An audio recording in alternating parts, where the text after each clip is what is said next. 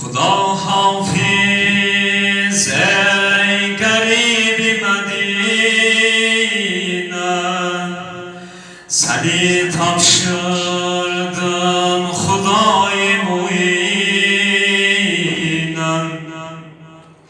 Hüseyin'i koyma kucağıma gelsin. Hüseyin'i koyma kucağıma gelsin. Ali can neynim yaran edesinem. Yetib ihtizarım Xuda hafiz, kömeksiz nikarim Xuda hafiz. Arz elədim hər kəsin nəsiyari o yaxşı bilər. İki yerdən ələdən ayrılmaq çox çətin olar. Biri cənazəni evdən ayıranda bana baxar nənənin tabutu evdən ayrılır. Bir nənə ki yatmayıb sənə gecələr layla deyib, gedək yata qara torpaqlar altında. Çox çətin ayrılır həqiqətən. Bir də cənazəni dəfn eləyib əli boş yerə qeydəndə. O zaman ki cənazəni dəfn eləyirlər, qayıdırlar əli boş evə, nənə yoxdur.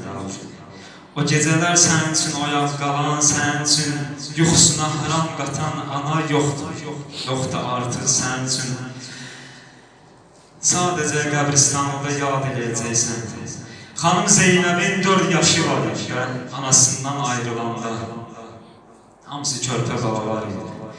Əli gördü Zeynəb üzün qoydu o yanan qapıya, elə yana-yana səslədi.